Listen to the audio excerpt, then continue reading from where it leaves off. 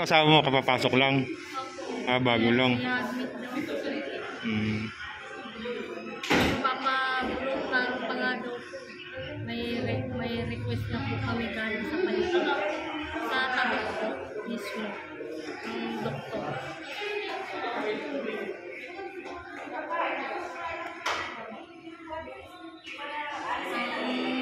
Ang mabayaran nga daw po kung hindi po sa office.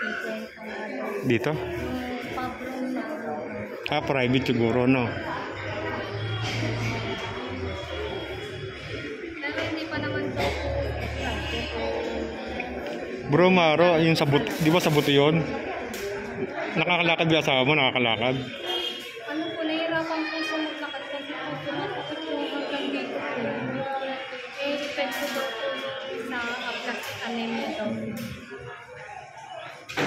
Kaya inaro na po kami dito ng tabok na yung doktor po.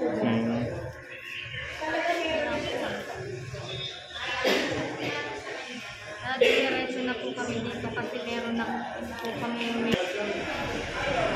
sumasakyan na po dun eh.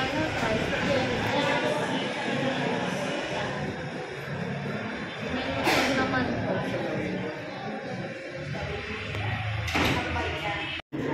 Naalmin na kayo?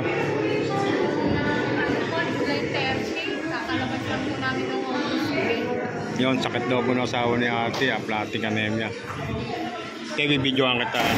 Bigyan kita ng bigyan kita ng laban na maglalaro lang tayong dalawa.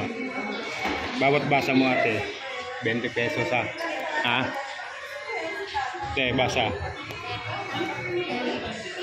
Ha? Empty. Ito ate, basa. Ha? Empty rin, empty. Ito. Empty what?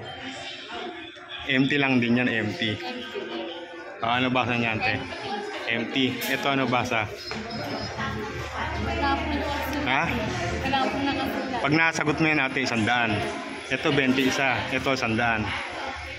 Ano yan te? Empty. Empty, di ba? Kasi wala eh. No. Yon, bali si ate po. Nanalo po naman 200. Ayun si ate, bigyan natin ng 200. Ayun no. Simple lang, basa. Wala namang binasa, nanalo pa oh. Ano pangalan mo te? Annabel de la Rosa. De la Rosa? Okay. Si Annabel de la Rosa. Yun. Thank you po.